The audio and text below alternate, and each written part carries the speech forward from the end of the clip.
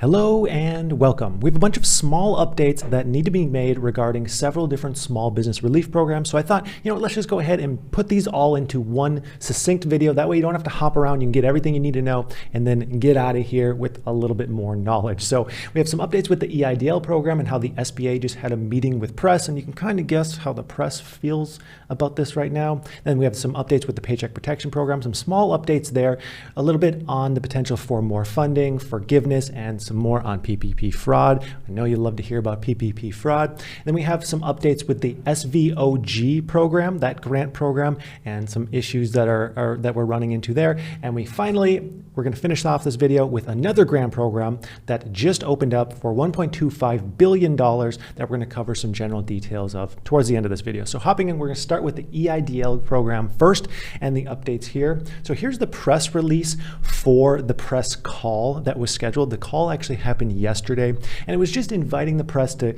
hey, come in and ask us questions, give us your comments, give us your concerns, and we can discuss as to what is going on. It seems like this must have been some kind of just Zoom call. It was not recorded. I'm unable to find a recording for this anywhere, but I do have the reactions to it. There's a few people who have talked about what happened in the meeting and a few members of the press who are just not happy with what's going on. Here's one, Nate Morabito. He is one of the most outspoken members of the press against, kind of what's going on with the EIDL program. This is something that I'm really noticing, that there's a lot more uprising kind of with these grant programs and with these loan programs about what's going on and how a lot of it just does not make sense. And I think that's good for the small business owners who are sitting and struggling and waiting for this funding. And I can't remember who said it, but someone made a really good point, some member of press, that basically said, the longer that it takes for the SBA to fund these small businesses, it just helps out big businesses because small businesses are just simply going out of business, and the big businesses are just swallowing up all of that market share that was previously held by small businesses. So it's hurting small businesses and helping large businesses that these programs are taking forever to roll out. So Nate here, he was a part of this SBA call. And he said that the SBA officials simply are not taking any accountability for the declines on the EIDL grants, saying that many of the declined applicants are simply checking the wrong box in the application, and this is causing them to be declined. And rightfully, he is very upset about this. And I mean, everyone is rightfully very upset about this. Then moving on from here with some paycheck protection updates. We're going to run through this real quick today. Some paycheck protection updates. I'm hearing of more and more people receiving funding, even though it's still in June, even though this program was completely allocated, except for the CDI, CDFIs. It was completely allocated by May 4th. Because of processing times. So how it has worked is once the SBA either approves someone or you were sitting in a hold code, they considered that funding as already allocated. Now what's happening as those approvals are rolling through, people are now getting funded, and we have that 20-day wait period where lenders can process that funding, and then it takes about 5 days to actually get funded. So there's still people being funded every single day, and I'm receiving messages still every single day of people finally receiving that big deposit in their bank account, which makes me extremely happy that, it's still happening. Obviously, not everyone has received it. We're far from perfect, and I'm still fighting to get more funding here, but each and every message that I receive about approval, I'm like, oh, that's one more win for small businesses. So as of right now, there is no progress on additional funding. Every single day, I'm looking up, okay, what's going on in Congress? I'm asking lenders, I'm seeing what's going on, and it's very slow to move. So there's nothing that I haven't already commented on there, but I get lots of messages, so I just want to address it. Now, the plan for the Paycheck Protection hold codes, as of now, is still the SBA is working on these through June. Now, what's frustrating about this, sorry if you hear the construction noises, by the way. What's frustrating about this is we have no reports on the progress. I wish that this was part of the PPP data reports that get sent out, but it's not.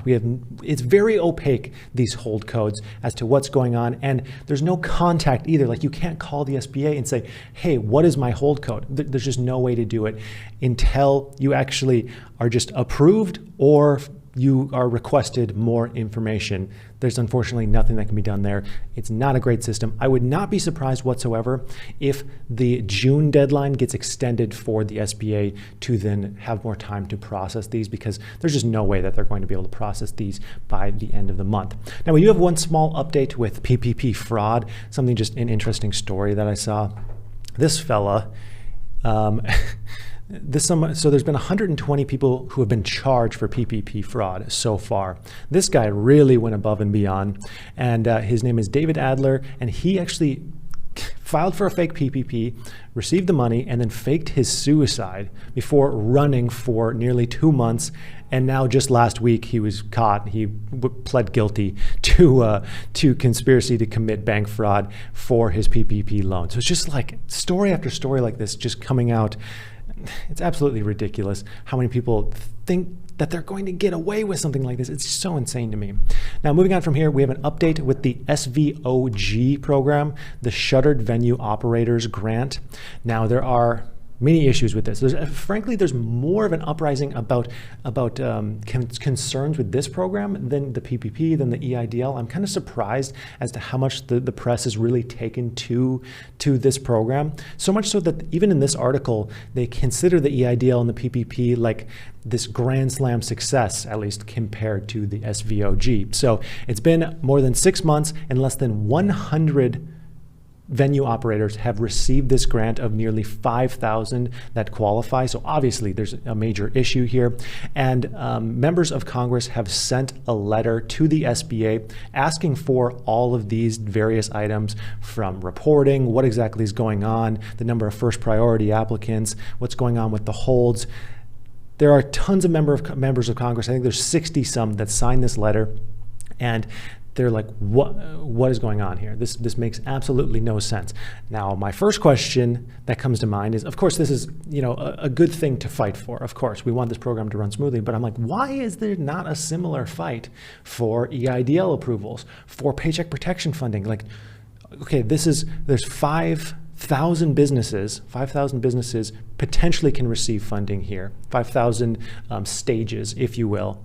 The PPP, there's 2 million businesses who have not been funded because funding ran out. How is there not, if 60 senators sign this for the 5,000 businesses who haven't received funding here, where's the letters for the 2 million businesses with a paycheck protection program? It just doesn't quite make sense to me.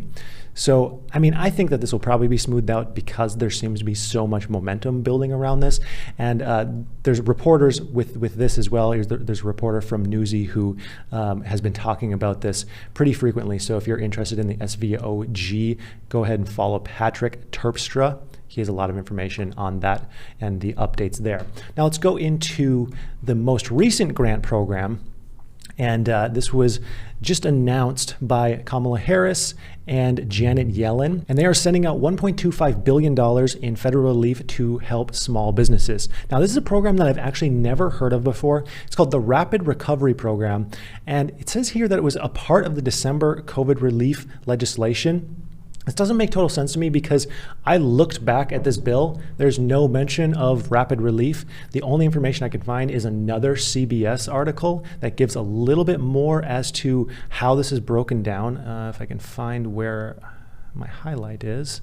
So it says, as a part of the December stimulus bill, it included $12 billion in funding for CDFIs and MDIs. This consisted of $9 billion in indirect capital investments to financial institutions, with $3 billion going into two different pots. The first part, the $1.25 billion that was just came out the other day, was for the rapid response relief.